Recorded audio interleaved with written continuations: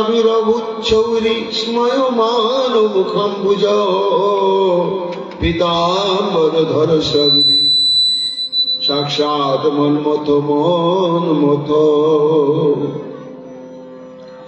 তাসাম সেই ক্রন্দনরতা 300 কোটি গোপীগণ, তারা এত কাঁদছে যে তাদের চোখের জলে, কাজল ধোঁয়া জলে সমস্ত শরীর একেবারে কুমকুম কজ্জল লিপ্ত কর্দমাক্ত হয়ে গিয়েছে।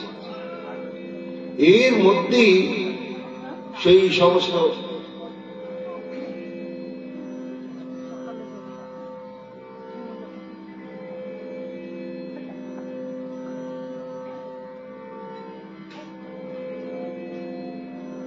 গোপীগণের মধ্যে সহসা আবির্ভূত হলেন কে? শৌরী। শ্রীকৃষ্ণের এক নাম শৌরী। শৌরী অর্থাৎ শ্রীকৃষ্ণ আবির্ভূত হলেন কেমন রূপ নিয়ে? স্ময়মান মুখাম্বুজম। স্ময় মানে হচ্ছে খুব গূঢ় রহস্যময় মুস্কি হাসি মাখা মুখখানা প্রকাশ করে। আর ভাবটা কেমন? পীতাম্বর ধর, অর্থাৎ পীতাম্বর ধারণ করেছেন, গলায় রয়েছে টাটকা পটা সদ্য কাঁথা গন্ধে ভরা কুন্দ ফুলের মালা। এবং তিনি কি ভাব প্রকাশ করে সে দাঁড়ালেন? সাক্ষাৎ মন্মথ মন্মথ, অর্থাৎ কোটি কন্তল্পকে মথিত করে এমন অসমর্থ মাধুর্য নিয়ে এসে গোবিন্দ দাঁড়ালেন। একে একে প্রশ্ন এই শ্লোকটার মধ্যে মহারাজ পরীক্ষিতের মনে অনেক প্রশ্ন জাগল। জোড়াট করে বলছেন, গুরুদেব, এই যে প্রভু এলেন, আবির্ভূত হলেন,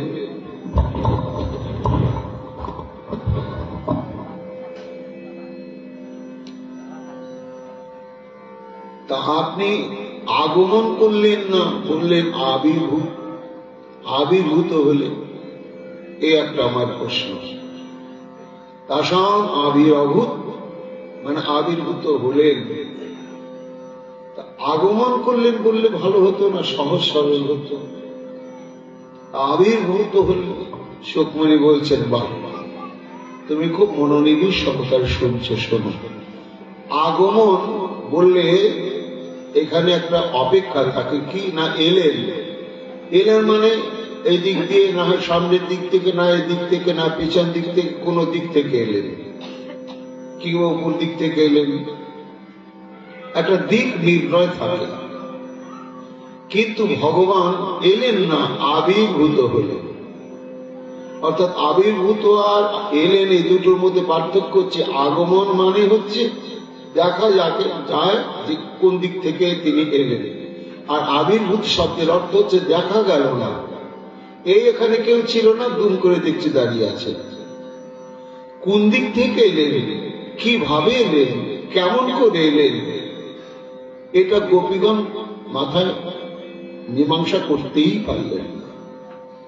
সহসা কেউ নেই, কিচ্ছু নেই, তারাই কাঁদছেন, আর একবার সম্মুখে এসে দাঁড়িয়েছে। এই যে সহসা কোন দিক থেকে এলেন, কিভাবে এলেন, এটা দেখা গেল না, বোঝা গেল না।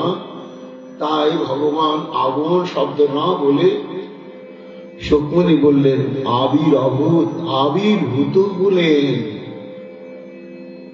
ও, এই জন্য কৃষ্ণ আবির্ভূত কৃষ্ণ বললেই তো পরিষ্কার হয়ে যেত বুঝতে আমাদের পক্ষে।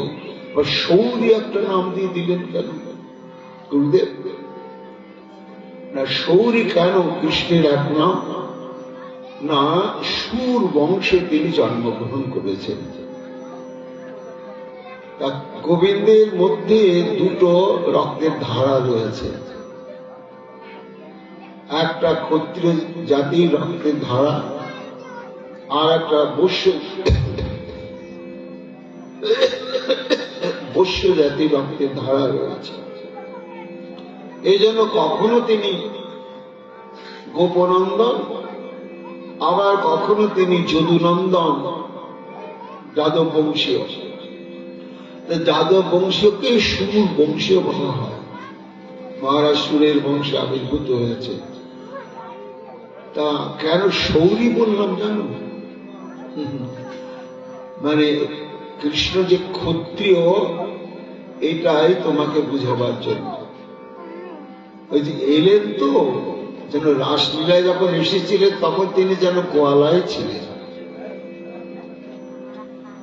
কিন্তু তারপরে যখন অন্তর্ধান করলেন এবং কবিগণকে যখন ধারণাতীত, বর্ণনাতীত এবং ধৈর্যের অতীত এইভাবে অভাবনীয় কন্দনে তাদেরকে মৃত্যুদণ্ড দিলেন, এত নিষ্ঠুর গোপজাতি কখনো হতে পারে? গোয়ালার মনে দয়া, মায়া, স্নেহ, মমতা সর্বক্ষণ বিরাজন, কিন্তু ক্ষত্রিয় বোঝে কর্তব্য। তারা যুদ্ধক্ষেত্রে নিজের ভাইকে হত্যা করছে, তাদের দয়া, মায়া, স্নেহ, মমতা বলে কোন কিছু নেই। তাই যে সৌরী বললাম কেন, এতক্ষণ নিষ্ঠুরের মতো কাঁদিয়ে কাঁদিয়ে কাঁদিয়ে কাঁদিয়ে তাদের প্রান্ত দশা।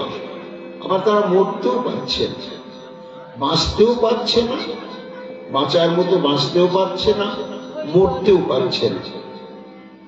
কেন মরবে কি করে? প্রাণটা তো তাদের কাছে নেই। প্রাণটা যদি তাদের কাছে থাকতো তাহলে ওরা মরতে পারত। প্রাণটা তো গোবিন্দের কাছে। এই জন্য যার হাতে প্রাণ, সেই প্রাণটাকে সে নাশ করবে কি করে গোপীগণ? আবার বাঁচতেও পারছে। এই যে এত কষ্ট, এই কষ্ট যে দেয়া, এটা গোপজাতির স্বভাব নয়, এটা ক্ষত্রিয় জাতির স্বভাব। তাই এতক্ষণ কষ্ট দিয়ে কাঁদিয়ে কাঁদিয়ে চোখের জলে বাসস্থলীকে একেবারে প্লাবিত করে ছাড়লেন, তবেই নিষ্ঠুর এলেন। তাই আমি বললাম সৌরী, এত কাণ্ড করে এলেন, তা আবার স্ময়মান মুখাম্বুজ, অমন মুচকি হাসি ভরা মুখখানা আবার দেখানোর ঢং কি ছিল? দরকার কি ছিল? শোনো মহারাজ, এটাই হচ্ছে ওর দুটো জাদু আছে ওর কাছে। এই জাদু দিয়েও জগৎকে মাত করে। সেই জাদু হচ্ছে ওই হাসি আর ওই বাসি।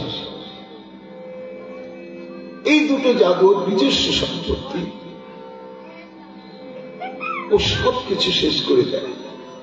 ওই হাসিটা এক জাদু, আর এক ওই বাসিটার জাদু। ক্ষেত্র বিশেষে যখন যে জাদু বিস্তারের প্রয়োজন পড়ে তখন সেই জাদুটাই প্রকাশ করে। এখন বুঝলো এখানে আমার মাসির জাদু শেষ। মাসির জাদুর খেলা দেখেই তো টেনে এনেছে ওদেরকে, সব ধর্ম থেকে উচ্ছেদ করে। এইবার একটু হাসির জাদুটা হেলকে লাগিয়ে দিই। তাই এমন হাসি, ওই হাসির দিকে তাকানোর পরেই গোপীগণ সব ভুলে দিলেন। যার ভেতরে যত মনোক্ষোভ ছিল, কষ্ট ছিল, বেদনা ছিল, অভিযোগ ছিল, সব মুছে কোথায় চলে গেল ওই হাসিটা দেখার সঙ্গে সঙ্গে। এই হাসির জাদু বিস্তার করে এলেন পীতাম্বর ধর। পীতাম্বর বললেই বোঝা যায় কৃষ্ণ পীত বর্ণের বস্ত্র ধারণ করে পরিধান করে রয়েছেন। তা এই জন্য পীতাম্বর ধর কেউ আর বলে না। পীতাম্বর মানে গোবিন্দের নামই হচ্ছে পীতাম্বর, যিনি হলুদ বস্ত্র সবসময় পরিধান করে আছেন।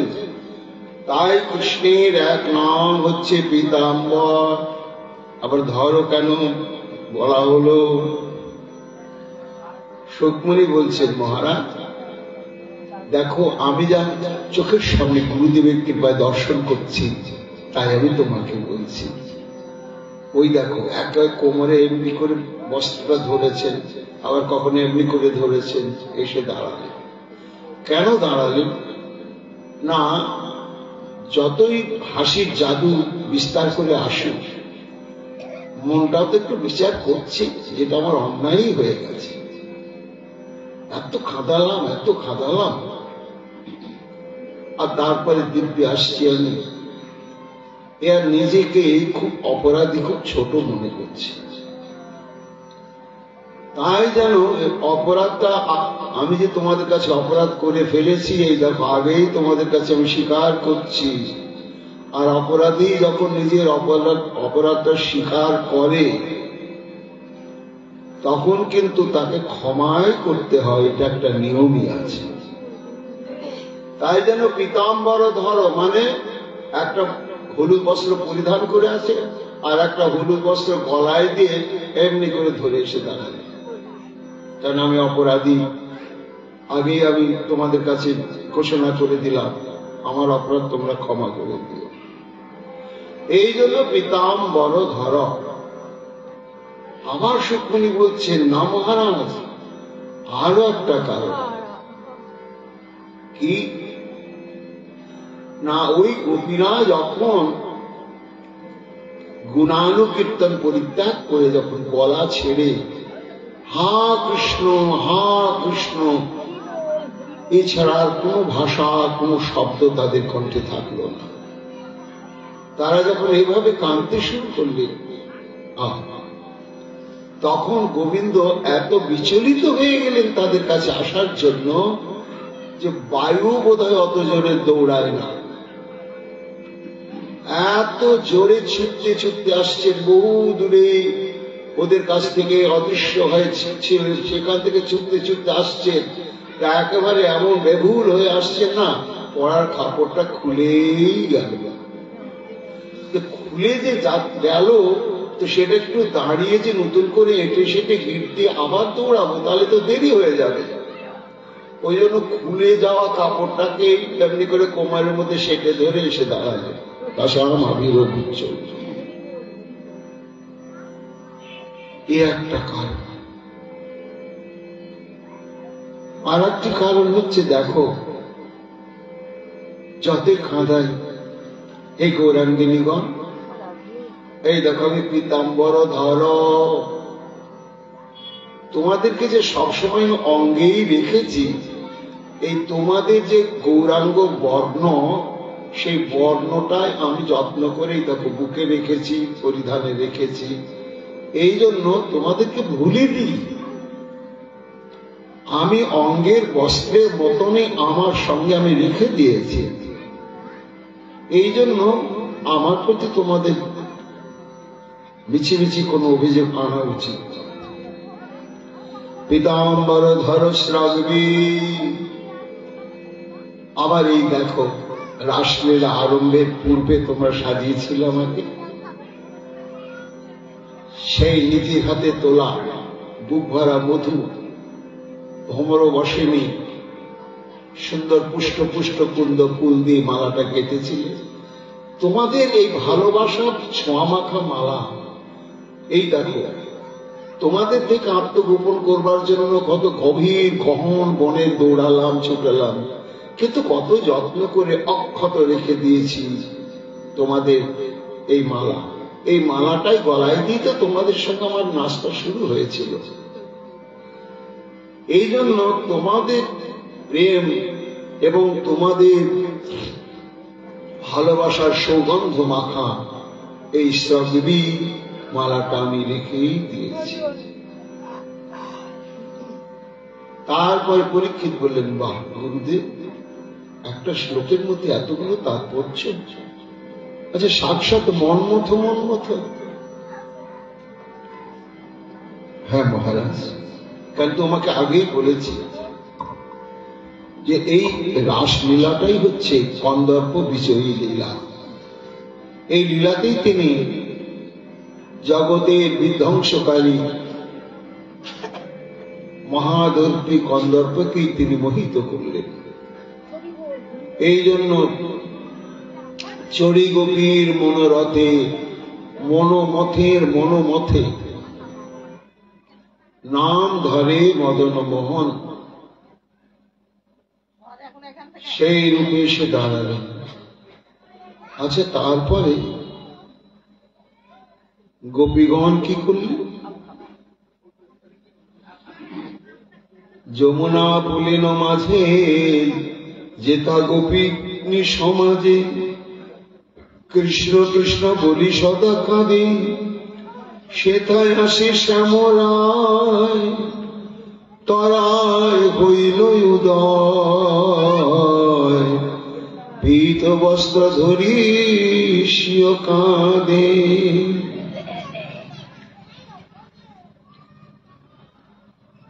আহা, এইবার যখন সে দাঁড়ালেন দৃশ্যটা কেমন! গোপীগণ তো হঠাৎ চমকে গেলেন, চোখ রাগাতে লাগলেন। ভুল দেখছি না, ঠিক দেখছি তো। কৃষ্ণ কোন দিক থেকে এলো, দেখা গেল না। তখন তাদের অবস্থা কেমন হলো জানো মহারাজ? দর্শন আহ্লাদ বিদ্যুৎ হৃদরুচ, মনোরথান্তং শ্রুত যথাযজু,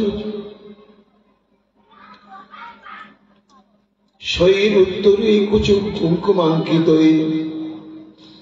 রচিক্লোপন নাশন মাধব বান্ধবে। তার দর্শন আহ্লাদ বিদ্যুৎ হৃদরুচ। এই যে এতক্ষণ ধরে আমাদের সাধারণ হিসাবে কতক্ষণ কেঁদেছিলেন গোপীগণ, কিন্তু তত্ত্ব বলছে ব্রহ্মা রাত্রে কোটি কোটি যুগ কাঁদলেন কৃষ্ণ বিরহে। এত যে ক্রন্দনের যাতনা বেদনা, ওকে কি লাগতে যাচ্ছে। তারপরে আবার একটুখানি অভিযোগ আসছে, বিষ্ণু তুমি ডাকলে বলে তো আমরা এসেছি, আমরা তো ছিলাম সুখেই, কর্তব্য সাধনে আপন আপন সাধন ভেঙে দিলে সব, টেনে আনলে। কেমন টেনে আনলে? চুম্বক যেমন লৌহকণিকাকে যখন আকর্ষণ করে, লৌহকণিকার কখনো কোনো ক্ষমতা হয় না সে আকর্ষণ থেকে নিজেকে মুক্ত করে সস্তানে স্থির থাকে, সেভাবে তো তুমি টেনে আনলে। আবার এইভাবে তুমি বিরহের অগ্নিকুণ্ডে তুমি নিক্ষেপ করলে।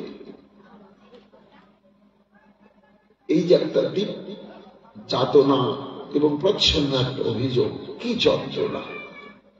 শাস্ত্র বলছে মানুষের জীবনে দুঃখের যন্ত্রণা কতই হয়। কৃষ্ণ বিরহের যাতনা কোটি কোটি ভাবে, এক কোটি দুঃখ মানুষের সমাজের দুঃখের সঙ্গে তুলনা হয় না। তো এত যে বিরহের পরে তারা গোবিন্দকে প্রাপ্ত হলেন, আহা! তৎ দর্শন আহ্লাদ বিদ্যুৎ হৃদরুজ। রুজ শব্দ হচ্ছে ব্যাধি, তাদের হৃদয় ব্যাধি ছিল। এই ব্যাধিটা মুহূর্তের মধ্যেই দূর হয়ে গেল এবং দর্শন আহ্লাদ। তারা ভেবে চিন্তা আনন্দিত হলেন না। আনন্দটা যেন তাদেরকে না জানি তাদের অন্তরকে একেবারে উথাল পাথাল করে ফেলল। যে আনন্দিত না, যতক্ষণ ওকে শাস্তি দিতে না পারবে এতক্ষণ কাঁদালো কেন, ততক্ষণ আমাদের সুখ নেই, আনন্দ নেই, তার না, আগেই আনন্দ এসে তাদেরকে কেমন সেটা শোনো মহারাজ। মনোরথান্তং শ্রুতয় যথাযজু। শ্রুতির অধিষ্ঠাত্রী দেবতাগণ কঠোর তপস্যা করছিলেন ভগবানকে পাবার জন্য। দীর্ঘ যুগ ধরে কঠোর তপস্যা করতে করতে করতে করতে যখন তাদের হৃদয় অঙ্গনে সমস্ত অন্ধকার দূর করে সচ্চিদানন্দ বিগ্রহ আমার শ্রী গোবিন্দ উদয় হলেন, তখনই তাদের সুদীর্ঘ ভজন সাধন তপস্যার যে কষ্ট সব দূর হয়ে গিয়ে এক অনির্বচনীয়, অনাবিল, অবর্ণনীয় এবং অতলান্ত সমুদ্রের মতো গম্ভীর গভীর এক আনন্দে তাদের চিত্ত আলোড়িত হয়ে উঠল। ঠিক এই দীর্ঘ ক্রন্দনের পরে গোবিন্দকে প্রাপ্ত হওয়ার পরে তখন তাদের মনের অবস্থা সেই হল। এতক্ষণ যেন তারা মন্ত্রমুগ্ধের মতো দাঁড়িয়ে ছবির মতো ছিলেন, তারপরে যে আনন্দের উদয় হয়ে গেল, সঙ্গে সঙ্গে অন্তরে যাবে সেবা বাসন। চাকর এসেছে তো, আর দেখো এসেছে তো এমন ভাবে দেখে বোঝা যাচ্ছে খুব দূর দূরান্ত থেকে খুব পরিশ্রম করে এসেছে। আরে যা করেছে করেছে সব তারা ভুলে গেল। দিয়ে এই যে ছুটে আসা ক্লান্ত শ্রান্ত প্রাণনাথ প্রথম বসতে দিতে হবে, তো আগে বসুক, একটু শ্রমটা একটু দূর হোক। কিন্তু বসার আসন, সেখানে আসন কই? তারা তো উপাধ্যক্ষ পুজোর সামগ্রী নিয়ে পুজো করতে আসেনি, তারা এসেছে গোবিন্দের প্রতি অঙ্গে অঙ্গ দিয়ে প্রাণ ভরে গোবিন্দকে নাচাবে, নিজেরা নাচবে, এই অভিলাষা। তাহলে কিন্তু বসতেও তো দিতে হবে, শুধু বালির উপরে বসো এটাও তো বলা যাবে না। তাই উত্তরীয় উঁচু কুঙ্কুম আঙ্কিতই তখন প্রত্যেকটা গোপীর গায়ে বক্ষে জড়ানো ছিল ওড়নি। আর সেই ওড়নিটা কেমন না, ওই চোখের কাজল ধোয়া জল দিয়ে ভেজা কালো। আর তাদের কুচো কলসে ছিল কুমকুম, সে কুমকুমটাও চোখের জলে দিয়ে ধুয়ে আবার লাল দাগ। একে চোখের জলে ভেজা, তাতে কাজলের কাদা, কুমকুমের কাদা মাখা, সেই পাতলা ওড়নি আসন করে সেখানে প্রদান করলেন। বর্ষ কাকে দিলেন? আত্মবান্ধবে। রক্তে মাংসে গড়া কোন শারীরিক ভালোবাসার প্রেমিককে নয়। এখানে সম্পর্ক হচ্ছে আত্মার সম্পর্ক। আত্মাতে প্রীতির সমস্ত কিছু আধার। স্বামী স্ত্রীর কাছে প্রিয়তম, স্ত্রী স্বামীর কাছে প্রিয়তম কতক্ষণ? যতক্ষণ আত্মা তার মধ্যে থাকে। আত্মাটা চলে গেলেই তখন কিন্তু স্ত্রী স্বামীকে আদর করতে পারে না, স্বামী স্ত্রীকে আদর করতে পারে না। সব শরীরের সবকিছুই তো রয়েছে। তাহলে আদরের পাত্রটাকে শরীর? তখন মনে হয় না শরীর নয় তো, শরীরকে দেখেই তো আকৃষ্ট হয়েছিলাম, কিন্তু আসলে যার প্রতি আকৃষ্ট হলাম তিনি শরীর নন, শরীরের ভেতরে একজন কেউ ছিলেন, তিনি চলে গেলেন। তাই তখন আদরের শরীরটার আদরের বলে মনে হচ্ছে না, তখন ঘৃণা, ভয়, ত্রাস এসে যাচ্ছে। তাহলে আদরের বস্তু কে? না, আদরের বস্তু একমাত্র অনাদিরাজে শিব। তিনি হচ্ছেন কার বন্ধু? আমার বন্ধু। এই যে আমার বন্ধু বলতে কার বন্ধু বলি আমি? না, আমার শরীরের বন্ধু। কেন না, আমি আমার পরিচয় আমার শরীরটা ছাড়া আমি জানি না। তাই আমার বন্ধু বলতে গেলে ওই আমার শরীরের বন্ধুকেই বলি। কিন্তু সত্যনি বলছেন মহারাজ, শরীরের বন্ধুকে তারা বস্তু দিলেন না। কেন না, শরীর দিয়ে তারা ভালোবাসে, তারা ভালোবেসেছে আত্মা দিয়ে। এই জন্য আত্মা বান্ধবে, আত্মার বন্ধুই হচ্ছেন সর্বানন্দ পরম ব্রহ্ম স্বরূপ শ্রী গোবিন্দ আমার। তিনি মূল পরমাত্ম তত্ত্ব বিশেষ। তিনি হচ্ছেন আমাদের সমস্ত জীবাত্মার চিরবান্ধব। তাকে তখন তারা এইভাবে বসতে দিলেন। যখন বসতে দিলেন মহারাজ, তত্র উপবিষ্ট ভগবান স ঈশ্বর যোগেশ্বরান্তর্হৃদি কল্পিতাসন চকাশ গোপী পরিষদ গত অর্চিত শ্রৈলক্ষ লক্ষ্মীক পদঙ্গ বপুর ধধ।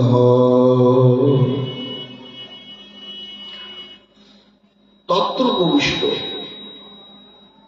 তখন বসলেন শ্রী গোবিন্দ আমার, সেই কুমকুমার কাজলের কাদা মাখা সে বুকে ওড়নেগুলো, তার উপর গোবিন্দ বসলেন। তত্র উপবিষ্ট ভগবান ঈশ্বর। পরীক্ষিত বলছেন, দাঁড়া গুরুদেব, আচ্ছা তত্র উপবিষ্ট মানে সেইখানে বসলেন, এখানে গোবিন্দ বললে তো ভালো লাগতো, আপনি ভগবানটা দিলেন কেন? ভগবান, তারপর আবার ঈশ্বর বললেন না, গোবিন্দ গোবিন্দ, আমাদের নন্দনন্দ, ওকে ভগবান ঈশ্বর বললে ভালোবাসাটা যেন হালকা হয়ে যায়। সে আমাদের প্রাণবল্ল, প্রাণবতী, প্রাণবন্ধু, ভগবান ভগবান ঈশ্বর ঈশ্বর। তা আপনি তো সেটা বলেছেন, কিন্তু এখন আবার এখানে ঈশ্বর ভগবান শব্দটা দিলেন, এটা বড় একটু বিরস মনে হচ্ছে।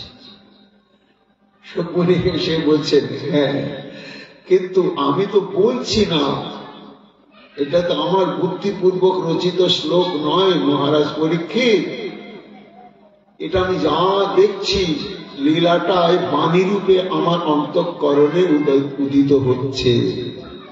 তো যেমন বাণী রূপে উদিত হচ্ছে আমি সেইটাই তোমাদেরকে বলছি, তোমাকে বলছি শোনো। ভগবান বললাম কেন না, ভগবান, ভগ যা থাকে তাকে বলা হয় ভগবান। যেমন শক্তিমান বা শক্তিবান, বলবান মানে শক্তি বল যার আছে তাকে বলবান বলা হয়। ভগ শব্দে হচ্ছে 6 প্রকার ঐশ্বর্য, জ্ঞান, বীর্য, ঐশ্বর্য, স্ত্রী, যশ এবং বৈরাগ্য। এই 6টা ঐশ্বর্য যখন পরিপূর্ণতম রূপে কার মধ্যে অবস্থান করেন তখন তিনি হন ভগবান। এই জন্য তোমাকে আগেই বলেছি যে রাসলীলা শুরু করেছি আমি কি শ্লোক বলে, কি শব্দ দিয়ে, মনে আছে তো পরীক্ষিত? হ্যাঁ গুরুদেব, কি? ভগবান ও পিতারাত্র শারদুৎফুল্ল মল্লিকা বিক্ষরন্তর মনুষ্যকে যে গোময় উপস্থিতা। ভগবান শব্দটাই আমি দিয়ে রাসলীলা বর্ণনা করেছি, আর মাঝে মাঝে আমি ভগবান শব্দটাও ব্যবহার করছি। কেন করছি জানো?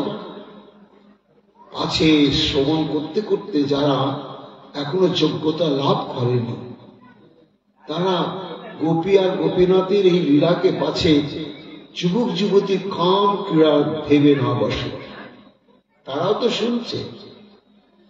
এই জন্য মাঝে মাঝে ভগবান শব্দটা আমাকে বলতে হচ্ছে যে না, এটা কোনো সাধারণ রক্তে মাংসে করা যুবক যুবতী অবৈধ মেলামেশা নয়, নাচ গান নয়, ভগবান।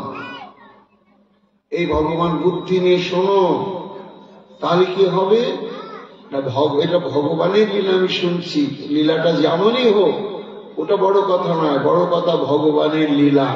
তো ভগবানের লীলা আমি শুনছি, এইটা বুদ্ধি নিয়ে শুনলেই তার সব হয়ে গেল।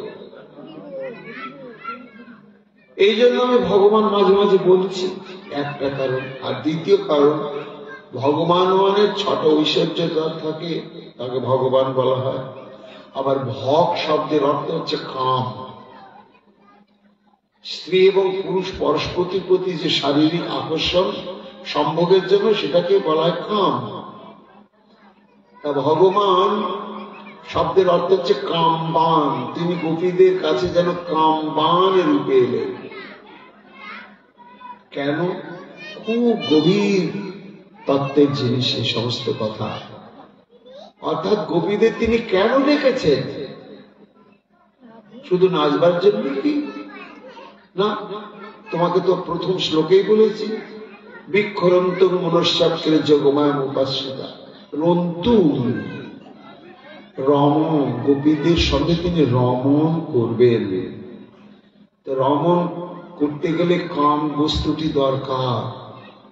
যে রমণ করবে তাকে কামবান হতে হবে। তাই হে গোপী, তোমাদের বাঁশির সুরে যে তদনঙ্গ বর্ধনম, আমি যে আমার মনের বাসনার সংবাদটা আমি জানিয়ে দিয়েছিলাম, সেটা আমি বলিনি। সেটা এখন আমি সেই বাসনা পূরণ করবার জন্য এই দেখো আমি কামবান রূপে তোমাদের নিকট উপস্থিত হলাম।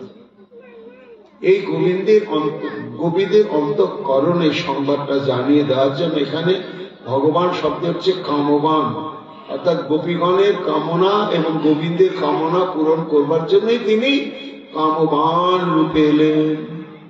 এই জন্য ভগবান বললাম। ও তার ঈশ্বর বললেন কেন বলতে? ও ঈশ্বর মানে হচ্ছে যিনি সর্বশক্তিমান, ইচ্ছা করে এমন করতে পারেন সেটা মানুষ কখনই করতে পারবে না। এটা ঈশ্বর তত্ত্বের বৈশিষ্ট্য। তাই ঈশ্বর বললাম কেন? তত্ত্ব উপবিষ্ট ভগবান ঈশ্বর। তার কারণ হচ্ছে যে এই যে গোপী তার যে বুকের আঁচলটা পেতে দিল, ওড়নিটা রাধারানী শুধু দিলেন, সেখানে কি গোবিন্দ বসলেন? না, 300 কোটি গোপী। এই 300 কোটি গোপী তার নিজে নিজে সম্মুখে দেখছেন গোবিন্দ আমার তার সামনে ওই পিঠ বস্ত্রটা ধরে দাঁড়িয়ে আছে। তখনই প্রত্যেক গোপী তার ওই কাজল মাখা কুমকুম মাখা সে আঁচলটা আসন রূপে পেতে দিয়েছিলেন। যত গোপী ততটা আসন পাতা হয়েছিল, আর শ্রীকৃষ্ণ তত কৃষ্ণ রূপে সবার আসনেই বসলেন।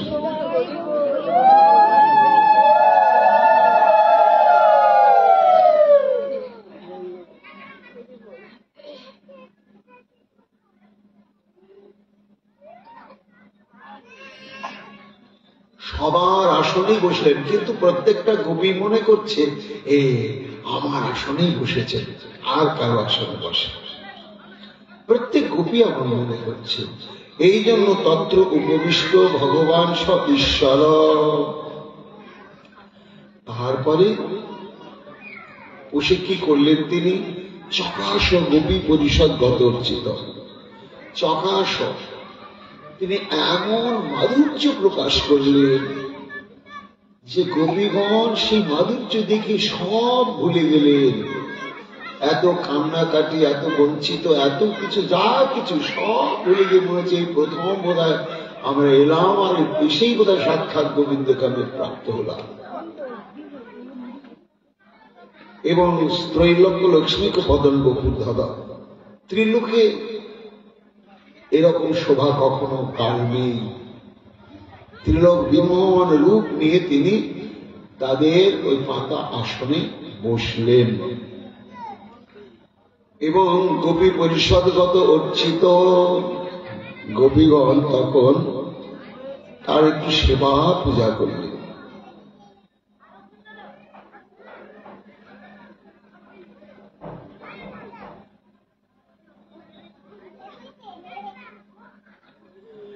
এইবার প্রশ্ন করছেন মহারাজ পরীক্ষিত গুরুদেব, আচ্ছা উনি তো ভগবান ঈশ্বর, এটা তো ঠিক, যোগমায়ার দ্বারা সমাবৃত হয়ে তিনি লীলা করতে এসে তিনি ভুলে গিয়েছেন আমি ভগবান। কিন্তু তত্ত্বের দিক থেকে তো আমরা সবাই জানি তিনি ভগবান। আচ্ছা ভগবান যে বসলেন, কোথায় বসলেন? বালির চড়া। কার উপরে বসলেন? কতগুলো হাগলি পাগলি মেয়ে ছেলে, আর তাদের চোখের জল, নাকের ফোঁটা, মুখের লালা দিয়ে ভেজা সে ওড়নি, তার উপরে বসে পড়লেন। যে ভগবানকে আসন কত পবিত্র, কত মন্ত্র, কত কি করে দিতে হয়, আর সেইভাবে তিনি সেখানে বসে গেলেন। আচ্ছা কি যোগ্যতা আছে ওই সমস্ত গোয়ালিনীদের? এদের হচ্ছে, এরা হচ্ছে অপরিমার্জিত নগরবাসী। নগরবাসী নয়, পল্লীবাসী। শহরের মেয়েরাও তাদের একটু পরিষ্কার পরিচ্ছন্নতা থাকে, তারা নিজের শরীর পরিচর্যাদি করে, কিন্তু পাড়া গায়ে মেয়েদেরও সে ভুল করে থাকে। এই জন্য আর এদের সারা জীবনের শরীরে গোবরের গন্ধ, গোমূত্রের গন্ধ, দুধের গন্ধ, ছানা পচা জলের গন্ধ থাকেই। সেই গোয়ালিনীদের ঘামে ভেজা, চোখের জলে, নাকের জলে ভেজা, তার উপরই বসলেন। এটা কিরকম মনে হচ্ছে? এই একটা প্রশ্ন। দ্বিতীয় প্রশ্ন হচ্ছে, আচ্ছা যা নোংরা হোক, যা হোক, এরা যদি সতী সাধ্বী হতো, কেন সতী সাধ্বীর তপস্যা আলাদা, কিন্তু তো সতী বলা যাবে না, কারণ প্রত্যেকে বিবাহিতা। আর এরা স্বামীর থাকা সত্ত্বেও গোবিন্দকে সমস্ত দেহ মন দান করতে চলে এসছে, পতির ন্যায় ব্যবহার প্রাপ্ত হওয়ার জন্য চলে এসেছে। কাজে সতী সাধ্য নয়। অথচ এদের এই পুরাণের উপরে গোবিন্দ বসলেন। শুধু তাই নয়, গুরুদেব সদাচার সম্পন্ন নয়। তারপরে তারা কোন শাস্ত্র জ্ঞানও তাদের দেয়। ওই দধি মন্থন, গাভী দহন, ঘুঁটে বানানো, দই দুধ বিক্রি ছাড়া তাদের কোন শাস্ত্র জ্ঞান নেই। তারপরে শাস্ত্র বলছে যে বসতে গেলে আসন বিচার আছে, যেমন সুতির আসনে বসতে নেই। তারপরে আসনটি হতে হবে চতুষ্কোণ বিশিষ্ট, এবং সেটা বসার আসনের জন্যই আসন, অন্য কোন উদ্দেশ্যে বস্তু কখনো আসন রূপে ব্যবহার করা যাবে না। তা তাদের তো গায়ের ওটা ওঠ না, ওটা তো বসার আসন নয়, এবং আসনের মতন নয়। তাতে আবার ভেজা, তাতে আবার চোখের মুখের লালা মিশ্রিত, জল মিশ্রিত, তাতে কুমকুম কজ্জলের কর্দম মিশ্রিত। তার উপরই বসলেন। কে বসলেন? ভগবান বসলেন, ঈশ্বর বসলেন। এটাই ঠিক মনটা মেনে নিতে চাচ্ছে না, কেন বসলেন?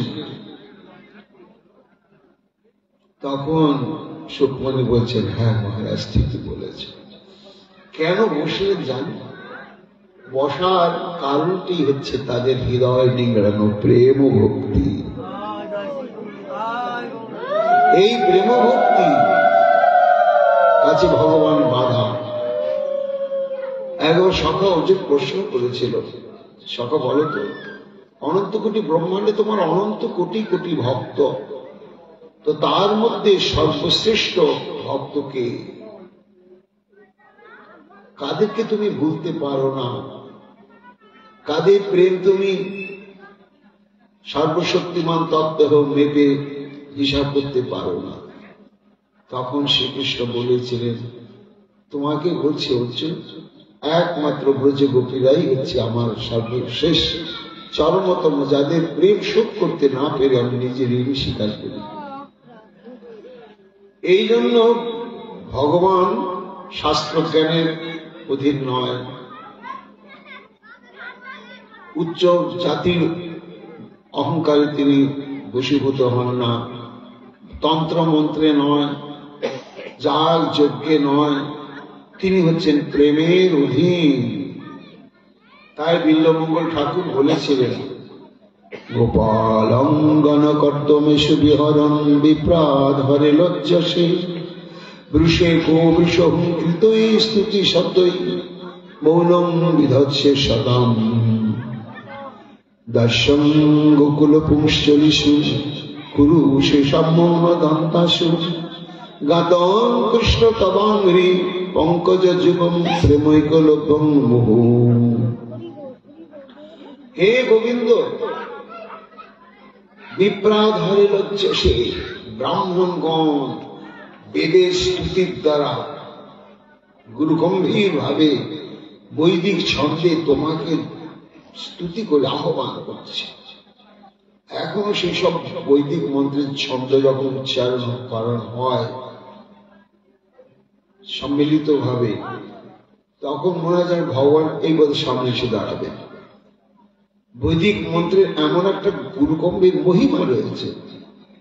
কিন্তু এইভাবে ব্রাহ্মণগণ বেদের স্তুতির দ্বারা তোমাকে আহ্বান করেই যাচ্ছে, তুমি আসতে লজ্জা বোধ করছো, তো কোথায় আটকা পড়ে রয়েছ? গোপালঙ্গন কর্দমেশু বিহার, ওই নন্দ বাবার গোয়াল বাড়িতে না গরুর মূত্র, তারপরে তো নিচে মাটি আর গোবর, তো গোবর গোমূত্র আর কাদা মাখা, তার মধ্যেই সারা শরীর ওই রকম গোবর মাখা আর গোমূত্র কাদা মাখা শরীর। সেখান থেকে তাকে টানা যাচ্ছে না, এত বেদ মন্ত্রে ডাকা হচ্ছে, ওখান থেকে আসতে তিনি লজ্জা পাচ্ছে। কেন এই নোংরা জায়গায় তুমি? শুধু তাই নয়, গো বিষহংকৃত শত স্তুতি শতে মৌন বিধচ্ছে শতা। ওই দেখো সন্তগণ তারা স্তুতির মন্ত্রে তোমাকে উচ্চস্বরে ডাকছে, কিন্তু কানেই শুনতে পাও না, কারণ তুমি একেবারে কালা হয়ে আছো। তো তাদের বেদ মন্ত্র দূরের কথা, একটা বাছুর হাম্বা দিয়ে করে উঠছে, তুমি ছুটছো তার কাছে। একটা গায়ে দিয়ে হাম্বা করে উঠছে, ছুটছো তার কাছে, মা মা কি হলো কি হলো কি হলো। দেখছো কোন একটা ডাঁশ পাকে কামড়াচ্ছে কিনা, কণ্ঠকে আটকা পড়েছে কিনা, পশুর দানব আক্রমণ করলে কিনা। একটা গাই, একটা ষাঁড়, একটা বাছুর হাম্বা করলে তুমি সঙ্গে সঙ্গে ছুটে যাচ্ছে। আর তোমাকে বেদের স্তুতির দ্বারা বৈদিক ছন্দে ডাকছে, তুমি তাকাচ্ছ। শুধু তাই নয়, পুরুষে সম্মগ্ন দন্তাসু, যারা জিতেন্দ্রীয় সংযমী, তারা তোমার দাস হওয়ার জন্য প্রার্থনা করছে। হে গোবিন্দ, হে গোবিন্দ, কৃপা করে তোমার চরণের একটু সেবা সৌভাগ্য দাও, তোমার চরণে একটু দাস করে নাও। উমা, তাদেরকে দাস করার কথা কোথায়? কানেই তুমি শুনতে পাচ্ছ না, অথচ তুমি তোমার দাস হওয়ার জন্য স্বয়ং ব্রহ্মা ভোলেনাথ প্রার্থনা করে চলেছে, আর তুমি মাথাটা বিক্রি করে দিয়ে দাস হয়ে আছো তাদের কাছে। ওই দেখো গোকুল পুংশ্চল্লিশ, অর্থাৎ ভ্রষ্টা ব্রজের কতগুলো রমণীর কাছে দাস। তাই ওটা সঙ্গে সঙ্গে উঠছে, বসো, সঙ্গে সঙ্গে বসছে। এ কি অদ্ভুত তোমার আচরণ! হ্যাঁ, এই আচরণের তত্ত্বটা এতক্ষণে বুঝলাম। শেষে উপসংহারে বলছেন বিল্বমঙ্গল ঠাকুর, গাতং কৃষ্ণ, এতক্ষণে বুঝলাম প্রেমই হল ব্রহ্ম। এইসব স্তুতি, সদাচার, পবিত্রতা, ব্রাহ্মণ কুলে জন্ম, পরিচ্ছন্নতা কোনো দাম নেই যদি নিষ্কাম প্রেম ভক্তি অন্তঃকরণে না থাকে। আর এই গোপী প্রেমের এক বিন্দু যদি কারো বুকে একবার উদয় হয়, তাহলে তুমি চিরকাল না ডাকলো তার কাছে তুমি দাস হয়ে চিরকালের জন্য বাধা থেকে যাও। এই জন্য মহারাজ পরীক্ষিত এটা প্রেমের মর্যাদা লঙ্ঘন করতে পারলেন না শ্রী গোবিন্দ। তাই প্রকৃত আসন না হলেও এবং সেটা শুকনো পরিচ্ছন্ন না হলেও তার উপরেই গোবিন্দ বসে পড়লেন। যখন বসে পড়লেন, সভাজেদ্যতমনঙ্গ দীপনম সশরীলক্ষণ বিভ্রম ভ্রুবা সংস্পর্শে নারঙ্গ কৃতাঙ্গি হস্তায় সংস্কৃত ঈষৎ কপিতা বাভাসিরে। তখন গোপীরা ঘিরে বসছে। ঘিরে বসে কেউ হাতটা টেনে নিয়ে এমনি সম্বোধন করছে, কেউ পাটা টেনে নিয়ে কোলের মধ্যে চরণটা টেনে নিয়েছেন, এত কষ্ট করে এসেছে। ভেতরটা আবার মান হয়ে যাচ্ছে, টিপছে, আর ভেতর এবার ফুসছে। নিষ্ঠুর কোথাটা! কে তোমাকে আকর্ষণে কোথায় আটকে রেখেছিল? হে ঈশ্বরকে রেখেছিল। আমাদের প্রেমটা তখন বাসি। এইরকম মনের মধ্যে একটা ভাব। আবার কেউ স্তুতি করছে। কি স্তুতি করছে? আহা হা, তোমার হাতটা কি সুন্দর গো, পদ্ম ফুলের মতন। এই হাত যার উপরে মাথায় রাখো, তার নারী জন্ম সার্থক হয়ে যায়। কেউ চরণ সম্মান করতে করতে বলছে আহা শাম, কৃষ্ণপদ তলকতা হইলে শ্রবণগতা, অন্য অন্য কৃষ্ণ শ্রবণাসিনী। কৃষ্ণপদ ধ্যান কইলে সকল সম্পদ মিলে, নারকে বিপদের উলিশে। সেই চরণটা তোমার আহা। কৃষ্ণপদ দর্শনে চমক লাগয়ে মনে, কিবা সেই মাধুর্য সুষমা। সর্বেন্দ্রিয় আহ্লাদ হয়, সর্বাঙ্গ শীতল হয়, ওই সে কৃষ্ণ পদ মধুরিমা। তোমার চরণ ছুলে কি হয়? কৃষ্ণপদ পরশিলে সব দুঃখ যায় চলে, সর্বসুখ করে আগমন।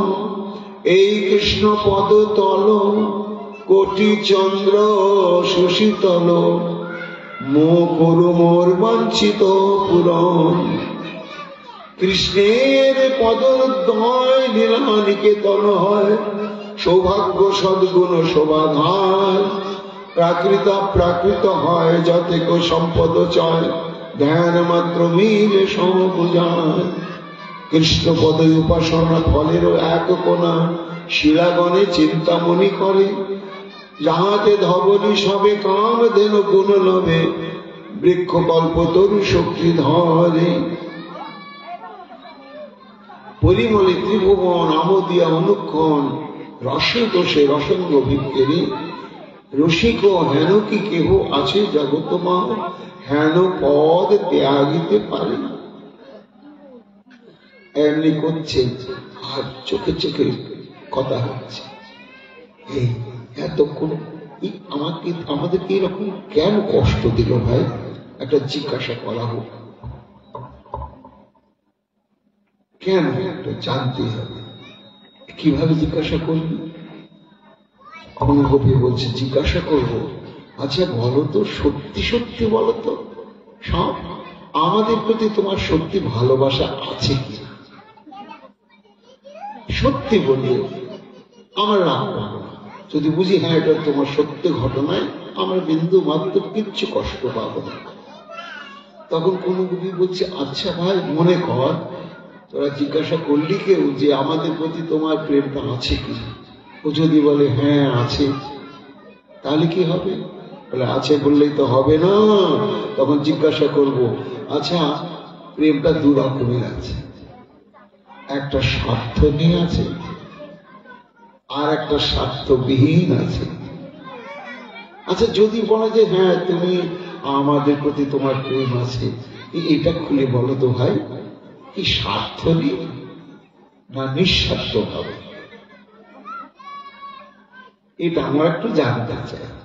কোন কবি বলছে আচ্ছা তুমি না এটা জিজ্ঞাসা করবে। ও যদি বলে যে না তোমাদেরকে ভালোবাসা আমি স্বার্থ নেই ভালোবাসি, সত্যি কথাই বলছি, মিথ্যে কথা বলে কি হবে? আমি স্বার্থ নেই ভালোবাসি, তাহলে কি হবে? ও যদি স্বার্থ নেই ভালোবাসে, বলে না স্বার্থ নেই যদি আমাদেরকে ভালোবাসত, হিসাবে তো ওর আচরণের হিসাবে তো মিলছে না। সেটা কেন মিলছে না? বলে যাকে স্বার্থ নেই কেউ ভালোবাসে তাকে কি মেরে ফেলে তাড়াতাড়ি? মানে মেরে ফেললে তার আমার তো স্বার্থ পূরণ হবেই না। কাজে যতকে বেশি বাঁচিয়ে রাখা যাবে তত আমার স্বার্থ পূরণ হতেই থাকবে। এটা তো হিসাবের কথা। কাজে ও যদি আমাদেরকে নিয়ে স্বার্থ পূরণের জন্যই প্রেম করত, তাহলে তো আমাদের মৃত্যুর ব্যবস্থা করতো না, যাতে আমরা সুস্থ থাকি, সাবলম্ব থাকি, আরো স্বার্থ পূরণ করে যেতেই পারি। এটাই তো চেষ্টা হতো। কিন্তু যা করেছিল, যাক মৃত্যু যুগ আমাদের নেই, তাই মরা হলো। তো স্বার্থ নিয়ে যদি ভালোবাসতো কখনো এই কষ্ট দিতে পারত না। কাজে যদি বলে স্বার্থ নেই ভালোবাসি, এটাও বিশ্বাস করবো না, এটা তো মিথ্যে কথা বলছে। কোন গোপী বলছে বেশ, তাহলে যদি বলে না নিঃস্বার্থ ভাবে ভালোবাসি, তখন বলছে না, ও যদি বলে নিঃস্বার্থ ভাবেই ভালোবাসো, তাহলে এটাও হিসাব মিলে না। কেন না, যাদেরকে নিঃস্বার্থ ভাবেই ভালোবাসি তাদেরকে গভীর জঙ্গলের মধ্যে চারিদিকে বাঘ, ভালুক, হিংস্র জন্তু, জানোয়ার, বিষধর সর্প, তাদের সঙ্গে রক্ষাকারী কেউ নেই, অবলা। নিঃস্বার্থ ভাবে যদি ভালোবাসি, তাহলে এইভাবে নিঃস্বার্থ ভাবে ভালোবাসার ফলে কি কেউ তাদেরকে অকুলে এই বিপদের মধ্যে তারা গহন অরণ্যে পরিত্যাগ করে চলে যেতে পারে না। নিঃস্বার্থ হয়ে ভালোবাসলে কখনো এভাবে ছেড়ে যেতে পারে না। তাহলে তাহলে স্বার্থ নিয়ে ভালোবাসা ঠিকই তো, এটাও তো হিসাব দিচ্ছেন। তাহলে কেউ ভালোবাসলো আমাদের প্রতি উদাসীন, ভালোবাসি কিন্তু ভালোবাসলেও চলে, আমার উদাসীন বলে না। কোন কবি বলছেন এটাও তো হিসাব নিলে না ভাই। কেন না, প্রতি মুহূর্তে আমাদের অপেক্ষা আছে। বোঝা যায় আমরা না হলে ও প্রাণে বাঁচতেই পারবে না।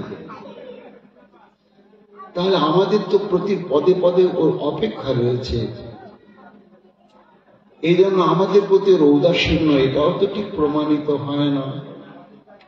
আচ্ছা যদি বলে না তোমাদের প্রতি আমার স্বার্থ নিয়ে ভালোবাসা নাই, নিঃস্বার্থ নিয়েও নাই, ঔদাসীন্য নাই, তাহলে কি শত্রুতা ভাব রয়েছে?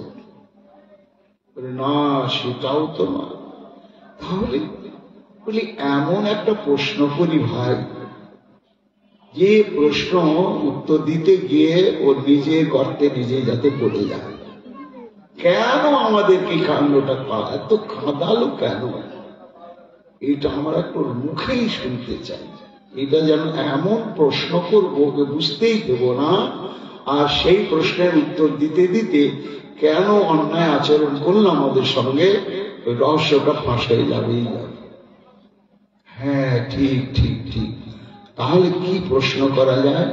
শোনো শাম, আমাদের দেখো আমরা তো এই অশিক্ষিত মূর্খ, তাদের জাতিতে আবার গোয়ালা, ভাব প্রবণ, যুক্তি প্রবণ নয় আমরা। তবু আমাদের কিছু জানবার বিষয় আছে, তুমি একটু উত্তর দেবে? তুমি তো পণ্ডিত। হ্যাঁ বলো, কি আছে শুনি। ভজত অনুভজন্তে একো এতদ বিপর্যয়ম নৌভাংশ্চ ভজন্তে একো এতন্ন ব্রহি সাধু ভো। শোনো, তুমি কিন্তু সাধু, আমাদের দৃষ্টিতে তুমি সাধু, সৎ তত্ত্বজ্ঞানী এবং নিষ্ঠাবান। এই জন্য তুমি যে সাধু মানে যে সত্যকে আশ্রয় করে থাকে, তা তুমি সত্যকে আশ্রয় করে রয়েছে সাধু, তাই সত্য উত্তরটা দাও। ভজন্ত অনুভজন্তে কর। এই জগতে কেউ ভালোবাসলে ভালোবাসে।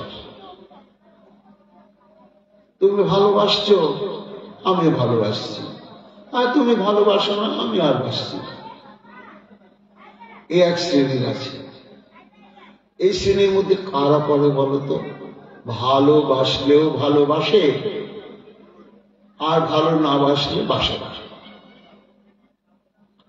এই একটা শ্রেণী আছে, এর মধ্যে কারা পড়ে এটা আমাদের একটু বলো তো। আর এক শ্রেণী আছে, একো এতদ বিপর্যয়, ভালোবাসলেও ভালোবাসে, ভালো না বাসলেও ভালোবাসে।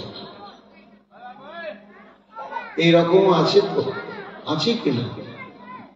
গোবিন্দ মাথা নেড়ে বলছে হ্যাঁ আছে।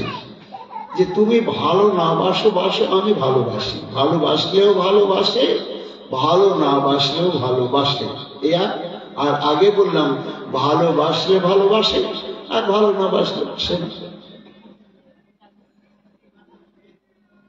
উভয়ং সন্ন ভজন্তে কে এত। এখন এই তাৎপর্যটা কি তুমি বলো? তখন গোপীগণ যখন বললেন, ওহে প্রাণনাথ, জিজ্ঞাসী তোমায়, বলো না বিচার করি, মোদের জেগেছে সংশয় মহা, তাহা নাশিতে পারি। বিদ্বান তুমি কহস যে সবাই, আজকে প্রমাণ তার মিলিবে যে ভালো, যদি তুমি পারো দিতে তার সদুত্তর। দেখিয়ে জগতে মানুষের মাঝে ত্রিবিধ প্রকৃতি হয়, ক্রমে ক্রমে তার দ্বি পরিচয় শোনো তুমি মহাশয়। ভজন করিলে ভজে যে তাহারে, যে মতি ভজে সে, আর স্বপ্নেও তারে কবু নাহি ভজে, নাহি কো ভজে যে। এই জন কেবা কিবা ফল, তার বিচার করিয়া বলো। আর তৃতীয় প্রশ্ন শোনো মন দিয়া, উত্তর দেবে যে ভালো। বুঝিলে না ভজে যেই সবজন, না বুঝিলে কিবা আর, এই জগতের মাঝে এরা কোন জন, ফল কিবা হয় তা। অর্থাৎ তিনটা প্রশ্ন। ভালোবাসলে বাসে, ভালো না বাসলে বাসে না। ভালোবাসলেও ভালোবাসে, ভালো না বাসলেও ভালোবাসে। আর ভালোবাসলেও ভালোবাসে না, ভালো না বাসলেও ভালোবাসে না। এই তিনজন, এই তিনজনের মধ্যে কারা কারা পড়ে, এটা একটু বলো। তখন গোবিন্দ বলতে লাগলেন, মিথ ভজন্তি যে সক্ষ, সঠিক অন্তর্দমাহিতে, ন তত্র শরীরদম ধর্ম, স্বার্থার্থম তদহি নান্যথা। গোবিন্দ তো বুঝতে পারছেন যে আমাকেই তোরা গর্তে ফেলানোর জন্য চেষ্টা করছে, এবার উত্তরটা তো আমাকে দিতেই হবে। সুচতুরা সব গোপীর বচন শুনি রসিক শান, তাদের অন্তর বুঝিয়া উত্তর দেন কিছু গুণধন। ভজিলে যে ভজে উপকার আসে, না ভজে না পেলে তাই, সেই জন ভজে আপনাকে সখী, না ভজে কাহাকে হায়। গাভীর দুগ্ধ পায় ভালো মতে, সেবয়ে তারে যতনে, গো সেবা ধর্ম করিতেছে বলি জানায় সকল জনে। যেদিন দুগ্ধ ফুরাইবে তার আর সেবা না করিবে, ধর্ম তার সংকোচ হইবে, স্বার্থ না দেখিবে সব যাবে। অর্থাৎ ভালোবাসলে বাসে, আর ভালো না বাসলে বাসে না। এরা হচ্ছে স্বার্থপর জগতে। এদের যত কিছু কর্তব্য, উপকার, ইচ্ছা সব ব্যবসায়িক ভিত্তিক। পয়সা দাও, জিনিস না, পয়সা নাই, জিনিস নাই। এর দৃষ্টান্ত ওই দেখো কিরকম প্রেম।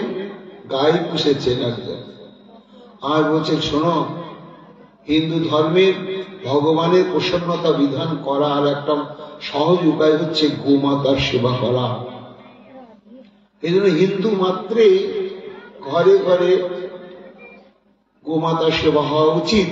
যারা বাড়িতে গায়ে পুষতে পারবেন না, যেখানে যেখানে গায়ে পোষা হচ্ছে সেখানে গিয়ে মাঝে মাঝে গোমাতাটাকে কিছু ঘাস বা খড়, গোখাদ্য কিছু দিয়ে আসা। এটা হচ্ছে আমাদের হিন্দু ধর্ম, সনাতন ধর্মের একটা অঙ্গ। এই যে আমি গায়ে পুষেছি, খুব গায়েকে আদর যত্ন খাওয়াচ্ছে, কিন্তু তারপরে গায়েটা বাচ্চা দিল, দুধ হলো, তখনও খুব গোমাতা গো সেবার খুব মহিমা কীর্তন। এই দুধটা ছাড়লো, আর তো দুধ দিচ্ছে না, তখন বেকার গায়ে আর রেখে কি হবে? তখন কিন্তু আর গোমাতার কীর্তন, গো ধর্ম পালন, সনাতন ধর্ম আর ওই লোকটার মুখে শোনা যায় না। তখন একদিন সুযোগ বুঝে গাইটাই বিক্রি করেই দিল। এই হচ্ছে বাণিজ্যিক ভালোবাসাকে বলা হয়। এটা কখনো যথার্থ প্রেম নয়। আর ভালোবাসলেও ভালোবাসে, ভালো না বাসলেও ভালোবাসে। এরা হচ্ছে যেমন পিতা মাতা, যেমন স্বজন। ছেলে মেয়ে বাবা মাকে ভালোবাসুক বা না বাসুক, কোনো বাবা মা ছেলের কোনো অনিষ্ট চিন্তা করতে পারে না, পারেই না। হয়তো রেগে মেঘ অভিশাপ দেয়, মর্গে মর্গে, ওটা আত্মার থেকে বলে না, ওটা এক ধরনের গভীর ভালোবাসার থেকেই বলে। ছেলে যতই বদমাশ হোক, নিকৃষ্টকারী হোক, পিতা মাতাকে না দেখুক। একটা গল্প বলি না, যে একজন যুবক, সে এক যুবতীকে প্রেম করেছে, ভালোবেসেছে, কিন্তু তাকে ঘরে আনতে পারছে না। কেন না, যুবকের মাথাটার প্রতি অ্যালার্জি হচ্ছে ওই মেয়েটার। আবু চায় তুমি আমাকে তোমার ঘরে নিতে পারো, একটা শর্ত পূরণ করতে হবে। কি? তোমার এই মাকে মেরে যদি হৃৎপিণ্ডটা আমার কাছে আনতে পারো, তাহলে আমি একেবারে তোমার ঘরণী হয়ে চিরকাল ঘরে থাকবো। তা জড় জগতের কাম কত বিষাক্ত। মাকে খুন করেছে, যে হৃৎপিণ্ডটা হাতে নিয়ে ছুটে যাচ্ছে, সে প্রেমিকাকে উপহার দেবে, দৌড়ে দৌড়ে যাচ্ছে, কিন্তু কাজটা তো ভালো কাজ করেনি। কাজে মনটার ভিতর উথাল পাতাল হচ্ছে, গিয়ে হোঁচট খেয়ে পড়ে গেল, হাত থেকে ছিটকে হৃৎপিণ্ডের পিণ্ডটা পড়ে গেল। ওখান থেকে হৃৎপিণ্ডে, মায়ের হৃৎপিণ্ড বলছে, ও খোকা পড়ে গেলি ব্যথা লাগেনি তো? খোকা পড়ে গেলি ব্যথা লাগেনি তো? মায়ের প্রাণ, ছেলেটা যে আমাকে খুন করে আমার হৃৎপিণ্ড নিয়ে যাচ্ছে প্রেমিকার তুষ্টি বিধানের জন্য, এটা ভুলে গেল। এই হচ্ছে মাতা পিতার ভালোবাসা। এরা ভালোবাসলেও ভালোবাসে এবং বাসবে, আর ভালো না বাসলেও বাসবে। তাহলে দুই শ্রেণী গেল। আর তৃতীয় প্রশ্ন ছিল তোমাদের, ভালোবাসলেও বাসে না, আর ভালো না বাসলেও বাসে না। এই দলে কারা? এই দলও একটা আছে, যারা ভালোবাসলেও ভালোবাসে না, আর ভালো না বাসলেও ভালোবাসেই না। এইরকম কাঠ পাথরের মতো হৃদয় বিশিষ্ট আছে। তাহলে গোবিন্দ বলছেন, হ্যাঁ আছে বই। ভজন্ত ভজত যে বই করুণা পিতর যথা ধর্ম নিরূপাবত্র সৌর্যঞ্চ সুমধ্যমান। যারা ভালোবাসলে না বাসলেও বাসলেও তারা হচ্ছে পিতামাতার মতো। আর যারা ভালোবাসলেও ভালোবাসে না, আর ভালো না বাসলেও বাসে না, তাদের পরিচয়টা দিচ্ছে। শোনো, ভজত বৈকেছি ভজন্ত ভজত কুত আত্মারামা ব্যক্ত কামা অকৃতজ্ঞা গুরুদ্রোহ। ভালোবাসলেও ভালোবাসে না, আর ভালো না বাসলেও বাসে না। এরা কারা জানো? এরা চার প্রকার মানুষ। চার প্রকার মানুষ ভালোবাসলেও ভালোবাসে না, বাসবে না, ভালো না বাসলেও তো ভালোবাসবেই না। এই চার প্রকার মানুষের মধ্যে এক প্রকার হচ্ছে আত্মারামা, অর্থাৎ যারা আত্মাতে তুষ্ট হয়ে আছে, বাইরের কারোর সঙ্গে সম্বন্ধ স্থাপন করে তাদের প্রসন্নতা, আত্মাকে প্রসন্নতা করার কোনো প্রয়োজন পড়ে না। নিজে নিজের সঙ্গে ভাবের সম্পর্ক করে নিজে একটা আনন্দে রয়ে গেছে। এদেরকে বলা হয় আত্মারাম। আত্মনি রমতে ইতি আত্মারাম। আত্মানি রমন করে যারা আনন্দে রয়েছে, এদেরকে ভালোবাসলেও এরা কাউকে ভালোবাসে না, আর ভালো না বাসলে তো বাসেই না। এক গেল। দ্বিতীয় শ্রেণী হচ্ছে আপ্তকামা। আপ্তকামা কাদেরকে বলা হয়? যাদের পেট ভরে আছে, ক্ষুধাই নেই, ভরা পেট। ভরা পেট তা আবার কি তার খাওয়ানো যাবে কখনো? তো যারা ভজন করতে করতে করতে করতে ভোগের ভেতরে তারা পূর্ণতা লাভ করে দিয়েছে, এই জন্য তাদের তো কোনো অভাব বোধ নেই, সবসময় পরিপূর্ণতম অবস্থা প্রাপ্ত হয়ে আছে।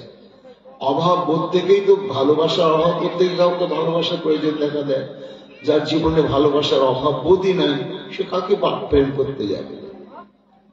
এই জন্য এই শ্রেণীর লোকেরা ভালোবাসলেও বাসে না, না বাসলেও বাসে না। আর যারা আত্মারাম তারাও।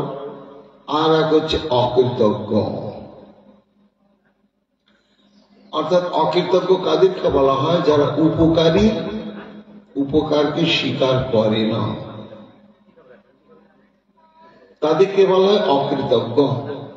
এই অকৃতজ্ঞ যারা, তাদেরকে ভালোবাসলেও ভালোবাসে না, না বাসলেও বাসে না। গোপীরা চিন্তা করছে, আচ্ছা এ কি আত্মারাম? যদি কৃষ্ণ আত্মারামই হয় তাহলে না, আত্মারাম হবে কেন? আত্মারামে যদি হবে তাহলে আমাদেরকে নিয়ে সম্ভোগ স্পৃহা তার জাগবে কেন? আমাদের সঙ্গে কেন সম্ভোগ ব্যবহার প্রকাশ করে? আত্মারাম নয়। আচ্ছা আত্মকাম না, তাই বলা হবে কেন? মায়ের আচর ধরে ভ্যান ভ্যান করে কাঁদছে, কোথায় মরে গেলাম মা, মাখন দাও, মাখন দাও, মাখন দাও। যিনি আত্মকাম হবেন তাতে সবসময় পূর্ণতা, কিন্তু অত অভাব রয়েছে। তাহলে ভাই আত্মারামের মধ্যেও পড়ছে না, আত্মকামের মধ্যেও পড়ছে না। আর আগে 3 প্রকার বললো, তার মধ্যেও পড়ছে না, তাহলে কার মধ্যে? আচ্ছা সব কি বললে? বলে 2 রকম বললাম। 4 প্রকার লোকের মধ্যে, যারা ভালোবাসলো বাসলো, না বাসলো বাসে না। 3 নম্বর হচ্ছে অকৃতজ্ঞ। কোন কবি বলছে এই অকৃতজ্ঞ, এই দলে উপরে গেল, এটা দিয়ে ওকে জব্দ করবো।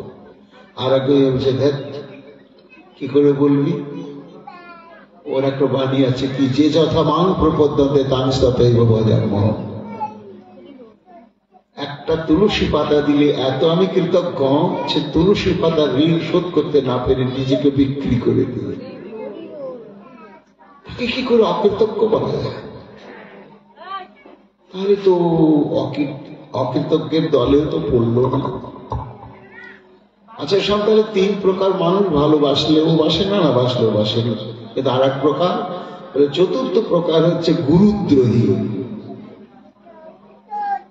গুরুদ্রোহী কাকে বলা হয়? পিতা মাতা, বিদ্যাদাতা এবং দীক্ষাদাতা, এরা হলো গুরু। এদের প্রতি যারা দ্রোহ করে, দীক্ষা গুরুর উপরে, শিক্ষাদাতা গুরুর উপরে, পিতা মাতার উপরে যারা দ্রোহ করে, এদেরকে বলা হয় গুরুদ্রোহী। এই গুরুদ্রোহী অপরাধ প্রবণতা যাদের ভিতরে প্রবেশ করে, তাদেরকে ভালোবাসলে এরা বাসবে না, ভালো না বাসলেও বাসবে না। এই 4 প্রকার লোক অন্য জগতে, তারা ভালোবাসলেও বাসবে না, কাউকে না বাসলেও বাসবে না। তখন গোপীরা বলছে, ওরে বড় চালাক, কেটে বেরিয়ে গেল। গুরুদ্রোহী তো বলা যাবে না। কি করে বলা যাবে? নন্দ বাবার খড়মটা এখনো মাথায় করে বহন করে, তাকে এখন গুরুদ্রোহী বলা যায়? তাহলে কোন দলের মধ্যে পড়ছে? কিছুতেই তো হিসাবটা মেলানো যাচ্ছে না। মাঝে মাঝে গোবিন্দের দিকে তাকিয়ে দেখছেন, আর গোবিন্দ তাদের দিকে তাকিয়ে দেখছেন। গোবিন্দ বুঝতে পেরেছেন যে ওরা আমাকে গর্তে ফেলার জন্যই আমাকে দিয়ে গর্তটা খুলিয়ে নিচ্ছে, বলে অত সহজে নয়। তখন গোপীগণ বলছেন, আচ্ছা বলো তো সব,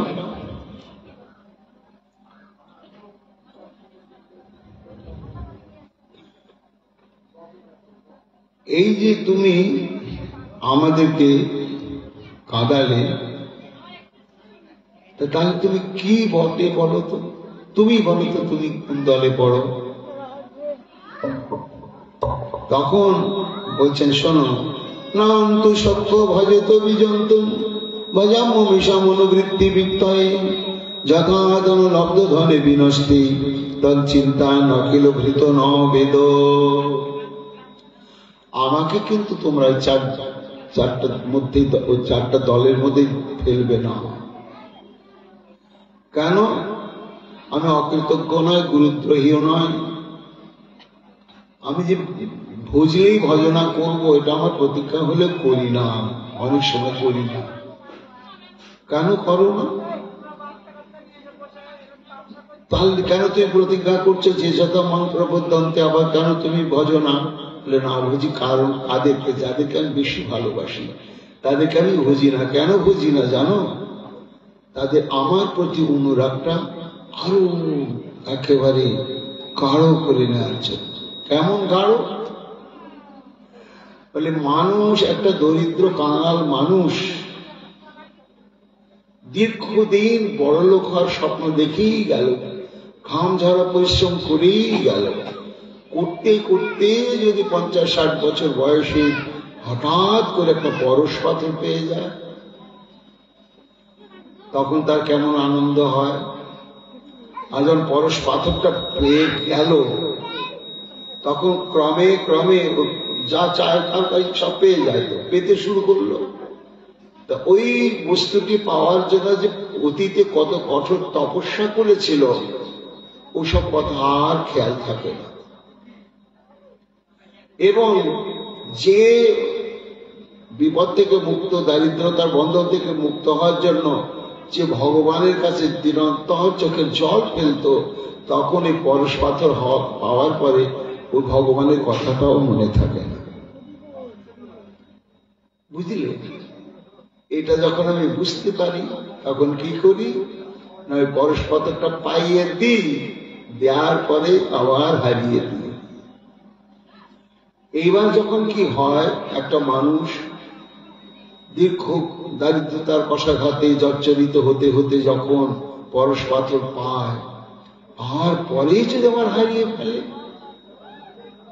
এবং বুঝতে পারে আর আমি জীবনে ফিরে পাবো না, তখন কিন্তু তার মনে আর বিকল্প চিন্তার আসেই না। ওই দিনে রাতে খেতে দিতে শুতে ঘুমাতে জাগতে চলনে বলনে সর্বক্ষণ ওই হারানো পরশ পাথরটার কথাই চিন্তা হয়, ওই চিন্তাই হয়। আর তার কিচ্ছু ভালো লাগে না, মনের মধ্যে কিচ্ছু চিন্তনীয় বিষয় থাকে না, ওই একটা একাগ্রতা শুধু পরশ পাথর। এই পরশ পাথর যতক্ষণ পেয়েছিল ততক্ষণ কিন্তু এই একাগ্রতাটা ছিল না। পেয়ে যখন হারিয়ে ফেললো, তখন এই একাগ্রতাটা এক টান হয়ে গেল।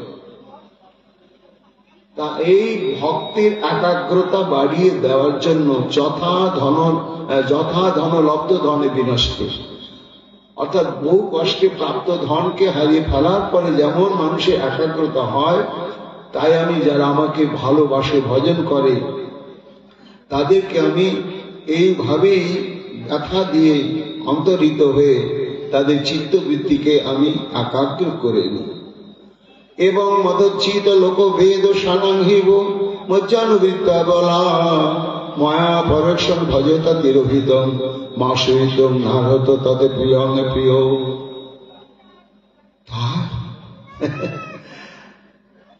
গোপীরা, এত পরীক্ষা দেওয়ার পরেও কি আমাদের পরীক্ষা দেওয়া শেষ হলো না জীবনে? যাক, এইভাবে যদি তুমি আমাদের চিত্তকে কৃষ্ণময় করবার জন্য, তোমাময় করবার জন্য, আরো আরো একাগ্র করবার জন্য যদি তুমি ব্যথা দেওয়ার জন্য এত অন্তর্ধান করে থাকলে না, থাকো। কিন্তু আমরা যে কাঁদছিলাম, মৃত্যু যন্ত্রণা ছটফট করছিলাম, তুমি কি করছিলে গো? বলো তো, কি করছিলে তুমি? বলবো সত্যি কথা, বিশ্বাস করবে? মায়া পরক্ষণ ভজতা তিরোহিত। আমি অভিভূত হচ্ছিলাম। এই যে প্রাণান্ত একেবারে মর্ম ব্যথা, এই ব্যথাতে তোমাদের মৃত্যু হচ্ছে না, আর এই যন্ত্রণার পরিমাপ ভাষায় বলা যাবে না, কিন্তু তার মধ্যেও তোমরা এত কান্নার মধ্যেও একটা অন্তঃস্রোত সুখে প্রবাহে তোমরা ভাসছে। তোমাদের কঠোর বিরহের মধ্য দিয়েও একটা সুখে অন্তঃসলীলা স্রোত রয়েছে। আমি অভিভূত। এই বস্তুটা তো দুর্লভ। তখন আমি একটু চেষ্টা করছিলাম তোমাদের মধ্যে একটু কাঁদি, তাই চেষ্টা করছি। হ্যাঁ, কিন্তু কি হলো, পারলাম না। চেষ্টাই করলাম, পারলাম না, বরং নিজেকে কৃতকৃতার্থ হচ্ছিল, ধন্য মনে হচ্ছিল তোমাদের এই ক্রন্দন দর্শন করে, আর ক্রন্দনের বক্তব্যের অন্তর্নিহিত তাৎপর্য আস্বাদন করতে করতে। সুখ পেয়েছ? যদি সুখ পেয়ে থাকো, ভুলে গেলাম সব, এত কেঁদেছি, এত ব্যথা পেয়েছি, সব ভুলে গেলাম। যখনই তুমি বললে তোমার সুখ হচ্ছিল, আনন্দ হচ্ছিল, এটাই আমাদের কাছে ভিক্ষা থাকলো তোমার কাছে আচল কথা, যে ক্রন্দনে তোমার সুখ হয়, আনন্দ হয়, সে ক্রন্দন যেন জন্মান্তরে আমাদের সম্পদ হয়ে থাকে সব। কিন্তু আর কি তোমার মনে হচ্ছিল বলো, সত্য কথা? গোবিন্দ তখন বলছে, শেষে আমার কি অনুভব হলো জানো? না পারে হং নিরবধ্য সংযোজন সসাধু কৃত্য বিভূত পিব ভজন দুর্চরকের শৃঙ্খলা সন্তুষ্য প্রতিজাত সাধনা। যা সর্বজগৎ জানি, আমিও জানি, আমি পূর্ণানন্দময় চিন্ময় পূর্ণ তত্ত্ব, কিন্তু সেই আমি তোমাদের ভালোবাসার কাছে আমি সত্যি হার স্বীকার করলাম। এই যে আমার প্রতিজ্ঞা, যে যথা মান প্রপদ্যন্তে তাংস্তথৈব ভজম্যহম, সে প্রতিজ্ঞা ভঙ্গ হইল গোপীর ভজনে, অতএব ঋণী কৃষ্ণ শ্রীমুখ বচনে। যদি প্রয়োজনে যে অতিরিক্ত পাওয়া হয়, চাওয়ার চাইতে পাওয়াটা যদি বেশি হয়ে যায়, তাহলে বেশি পাওনাটাই তো ঋণ, এটা তো ফেরত দিতে হবে। কিন্তু হার ন পারেও নিরবধ্য সংযোজন। কেমন আমি? নিরবধ্য সংযোজন। তোমরা আমার মনের আনাচে কানাচে সর্বত্র এমন ভাবে তোমরা অধিকার করে জুড়ে রয়েছ, যেমন রসগোল্লার মধ্যে মিষ্টত্বটা তার সর্বত্র, ভেতরে বাইরে সর্বত্রই থাকে, ঠিক তোমাদের প্রেম অনুরাগ আমার সর্ব অন্তঃকরণ এইভাবে উপাদান ব্যবস্থান করছে। নিরবধ্য সংযোজন, এত অত্যাচার, এত উৎপীড়ন, এত তাড়ন ভৎসন, এত কিছু পরীক্ষা, তবু আমার প্রতি তোমাদের ধারণাতীত অচলা প্রেম ভক্তি। কেমন? যা ভজন দুর্চর গৃহ শৃঙ্খলা। কিভাবে তোমরা আমাকে ভজন করলে? স্বজন করে যদি তারুণ ভৎস, সর্ব পরিত্যাগ করে কৃষ্ণের সেবক। কিন্তু আমি তো তোমাদের জন্য পারলাম না। তোমরা তোমাদের রাধারানী কাঁটা পুঁতে তার উপর দিয়ে হাঁটার অভ্যাস করল, আমার প্রেমের মর্যাদা রক্ষার জন্য। আমি তো কোনোদিন ওই রকম সাধন অভ্যাস করিনি, পারিনি। পিছল পথে চলার অভ্যাস করলি কেন? প্রেমের পথটা বড় পিছল, যে কোনো মুহূর্তে পিছলে পড়ে যাওয়ার সম্ভাবনা রয়েছে। তাই আগে পিছল পথ অভ্যাস করতে হয়। কেন? কৃষ্ণ ভজন বড় কঠিন। এখানে প্রবৃত্তি মার্গ এবং নিবৃত্তি মার্গ মাখামাখি জড়াজড়ি করে রয়েছে। যদি প্রাকৃত বুদ্ধি এসে যায়, সব শেষ। কিন্তু হ্যাঁ, এই যে আমার জন্য তোমাদের ধারণাটি সাধন প্রচেষ্টা, তোমাদের প্রেমের জন্য তো আমার কোনো সাধন প্রচেষ্টা নেই। এই জন্য আমি হলাম প্রেমের বিষয়, তোমরা হলে আশ্রয়। আমি তোমাদের প্রেমকে ভোগ করে যে পরিমাণ সুখ, যে পরিমাণ আনন্দ তৃপ্তি আমি প্রাপ্ত হই, তার চাইতে তোমরা আমাকে উজাড় করে ভালোবাসা দিয়ে দিয়ে কোটি কোটি কোটি কোটি গুণ তোমরা অধিক অধিক সুখ পাও। আমি ওজন করে দেখলাম, তোমরা যখন কাঁদছিলে আড়ালে আমি কাঁদবার চেষ্টা করছিলাম, আর আমি ওজন করছি, কিন্তু সেই ওজনে তোমাদের প্রেম, তোমাদের অনুরাগটাই মহা ভারী হয়ে গেল। এই জন্য নপারেও আমি পারলাম না তোমাদের এই প্রেম ঋণের ধার শোধ করতে। একমাত্র সন্তুষ্ট তদবা প্রতিজাত সাধনা। আমি যদি কোনোদিন এমনি ভাবে গোপী হতে পারি, আর কৃষ্ণ বিরহে যদি এমনি করে কোনোদিন কাঁদতে পারি, সর্বধর্ম লঙ্ঘন করতে পারি, তাহলে হয়তো এই ঋণ শোধ করার চেষ্টা করতে পারি। কিন্তু সেটা তো অসম্ভব। কেন? প্রতিজাত সাধনা। আমি তো গোপী হতে পারবো না, গোপীগণ। তবে হ্যাঁ, তোমরা যদি আমাকে গোপী করে নিতে পারো, যে প্রেম প্রভাবে আমাকে তোমরা বশীভূত করে দিয়েছ, সেই তত্ত্বের বিচারে আমার চাইতে তোমাদের শক্তি অনেক অধিক। সেই অধিক শক্তির দ্বারা যদি তোমরা আমাকে গোপী ভাবে ভাবিষ্ট করে নিয়ে গোপী করতে পারো, আর তোমাদের সঙ্গে তখন মিশে একাকার হয়ে হা কৃষ্ণ গোবিন্দ বলে যদি আমি দিন রাত ক্রন্দন করতে পারি, সেই দিন হয়তো আমার এই ঋণ কিছু শোধ হতে পারে। তাছাড়া আর এই ঋণ শোধের কোন সম্ভাবনা নেই। কৃষ্ণের প্রতিজ্ঞা আছে পূর্ব হইতে, যে ভজে কৃষ্ণ তারে ভজে তৈছে। সে প্রতিজ্ঞা ভঙ্গ হইল গোপীর ভজনে, তাহাতে প্রমাণ কৃষ্ণ শ্রীমুখ ভোজন। তাই রাধারানীর হাত ধরে কাঁদতে লাগলেন, রাধে গো, ভাবিয়া দেখেন মনে তোহার স্বরূপ বিনে, এই বাঞ্ছা পূর্ণ কভু নয়। তোয়া ভাব কান্তি ধরি, তোয়া প্রেম গুরু করি নদিয়াতে করিব উদয়। তেজে কালো বরণ করিব ধারণ,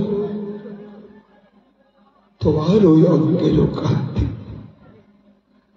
তব নাম লইয়া কাঁদিয়া কাঁদিয়া, তব নাম লইয়া কাঁদিয়া কাঁদিয়া, অশ্রু জলে হব শান্তি। গোপীগণ অশ্রু জলে হব শান্তি। মিলি ভক্তগণ করিব কীর্তন, রাধা রাধা ধ্বনি করি। ক্ষণে ক্ষণে মূর্ছা হইয়া যখন অচেতনে প্রভু পড়ি,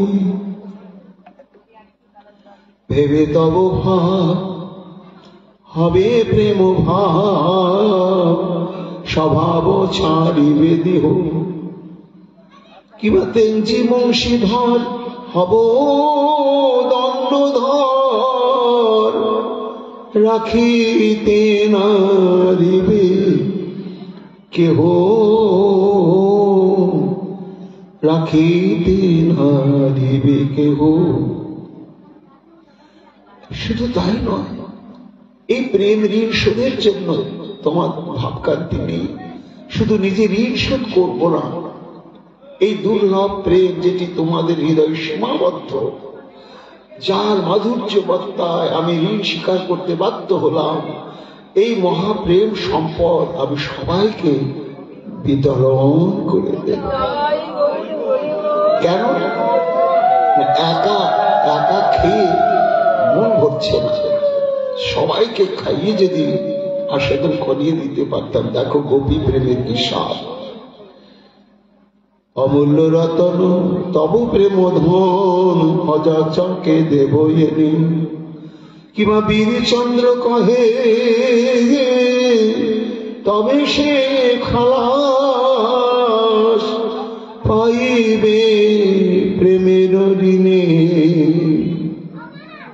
রাধে ধারে দুটি হাত ধরে সেই রাসস্থলিতে কবি তো এই কথাই বললে, তোমরা অন্য কিছু ভাবিও না, তোমাদের কাঁদানোর বেছে নেওয়ার অন্য কোনো রহস্য নেই। তোমরা কাঁদলে আমিও কাঁদব, কেঁদে কেঁদে তোমরা আমাকে অনুভব করলে, আর আমিও কেঁদে কেঁদে তোমাদেরকে অনুভব করলাম। যেই বলেছেন যে সবাইকে প্রেম দিয়ে দেব, রাধা অমনি প্রাণবল্লভের দুটো হাত বুকের কাছে টেনে নিয়ে বলছেন, কি বললে না? রায় কহে কাঁদি দুটি পদ ছাদি, ধরিয়া আপন বুকে কি কহিলে সব, লই বললাম জগতে মিলাবে কাকে। এটা বড় দুর্লভ বস্তু। অনর্পিত ধন প্রেম যে রতন, তুমি জানো আমি জানি, প্রেম যে রতন অকৈতব ধন, দুর্লভ ফণির মণি। এই গোপী প্রেম এমন অমূল্য সম্পদ, সে ধন লইয়া কাঙাল হইয়া জগতে বিলাবে কি সেই, পারবে না। না, বিলাতে গিয়ে কি দশা হবে জানো? বলি আপনি হইবে দুকুল অকুল পাথা, কাঁদতে কাঁদতে তুমি সীমাহীন সাগরের মতন কন্দনের মূর্তিমন্ত বিক্রয়ে পরিণত হবে। একেবারে তখনই আপনি কাঁদিবে অকুল পাথার, জগত যাইবে ভেসে, জগত যাইবে ভেসে। তুমিও কাঁদিবে, আমাকেও কাঁদাবে, জগত কাঁদিবে তবে। আমার বুক বহে ধারা বধুহে, ওহে বধু, ওই বুক ভরে ধারা সতত পড়িবে, জগত যাইবে ভাসিবে তবে, জগতে ভাসিবে তবে। কহে নরহরি, শোনো হে কিশোরী, যেদিন সেদিন হইবে কবে জগতের সার, কিশোরী ভান্ডার গৌরাঙ্গ বিলাবে যাবে। ভগবান ঋণ স্বীকার করলেন, ঋণপত্র লিখে দিলেন সেই দিন। ইয়াদি কীর্তন গুরু সমুদ্রং সৎসাধু শ্রীরাধা, সৎ উদারস্য চরিত তস্য পুরাহ মনের সাধা, তস্য খাতক গোকুল নায়ক বসতি গোকুল পুরী, কুশ্য করজ পত্র মিদম নিখিলাম সুকুমারী, ইহার ভব্য পাইবে লভ্য তিন বাঞ্ছা ভুলিয়া, সুদ সমিত সুদ করিব সব কলিযুগ ভরিয়া। এই কলারে রায় তোমারে খত দিলাম লিখি, চন্দ্রশেখর মঞ্জরি আদি তাহাতে রহল সাক্ষী। তারপরে শ্রী গোবিন্দ আমার সব গোপীগণের হাত ধরে নিয়ে নিত্য মঞ্চে নিত্য ভূমিতে গিয়ে উপস্থিত হলেন, যেখানে গোপী গোপীনাথের নৃত্য হচ্ছিল। তারপর যেখান থেকে অন্তর্ধান হয়েছিলেন, সেইখানে সবাইকে নিয়ে গিয়ে আবার তখন অশেষ বিশেষে নৃত্য আরম্ভ হলো। এই পরিপূর্ণ হয়ে গেল গোপীগণের হৃদয় কামের বিজয় ডঙ্কা চিরকালের জন্য ধূলিসাৎ হয়ে গিয়ে কৃষ্ণ প্রেমের বিজয় নিকেতন পদপদ ভাবে উঠতে শুরু করলো। সমগ্র ব্রহ্মাণ্ড সেদিন আকৃষ্ট হয়ে মহারাজ লীলার মাধুর্য রস আস্বাদন করে হলে পরিতৃপ্ত। তারপরে গোপীগণ রাধা গোবিন্দের সেবা পরিচর্যা করে প্রাণ ভরে যুগল সেবা দিয়ে দিলেন। দেওয়ার পরেতে তাদের এবার মহাবিশ্রাম। আমাদের ভাগবতী কথা ওইখানেই সমাপ্ত। নিতাই গৌর হরি বল, নিতাই গৌর হরি। ওম শ্রুতাম শ্রুতাম নিত্যম জ্ঞাতম জ্ঞাতম মুদা চিন্ততম চিন্ততম ভক্তা শ্রীমদ ভাগবতামৃতম যদক্ষরম পরিবর্ষণ মাত্রহীন চ যদ ভবেৎ পূর্ণ ভবতু তৎসর্বং তৎপ্রসাদাৎ সুরেশ্বর জীবাটলতি পণ্ডিত পাদস্থলতি হস্তেন ভেনুষ্য বিরাণে ভঙ্গ গুণিনাঞ্চ মতি ব্রহ্ম ওম পূর্ণমদ পূর্ণমিদং পূর্ণাৎ পূর্ণমুদচ্যতে পূর্ণস্য পূর্ণমাদায় পূর্ণমেব অবশিষ্যতে ভবে ভবে যথা ভক্তি পাদে তব জায়তে তথা কৃষ্যতে নাশিস্তং ন যত প্রভু নাম সংকীর্তন যস্য সর্বপাপ প্রণাশন প্রণাম দুঃখ সমনস্তং নামে হরিণে পরম তব সঙ্গে রাধিকানাথ কর্মণা মনুষ্য গিরা কৃষ্ণ কথে তবৈবস্মি যুবামেব গতির্মম যোহং মমস্তি যৎকিঞ্চিৎ লোকে পরত্র চ তৎসর্বং ভবতরুদ্ধ চরণেষু সমর্পিতম প্রতিজ্ঞা তব গোবিন্দ নামে ভক্তা প্রণশতি সংশ্লেষম প্রাণধারম্ভম কৃষ্ণায় বাসুদেবায় হরে পরমাত্মনে প্রণত ক্লেশ নাশায় গোবিন্দায় নমো নমো।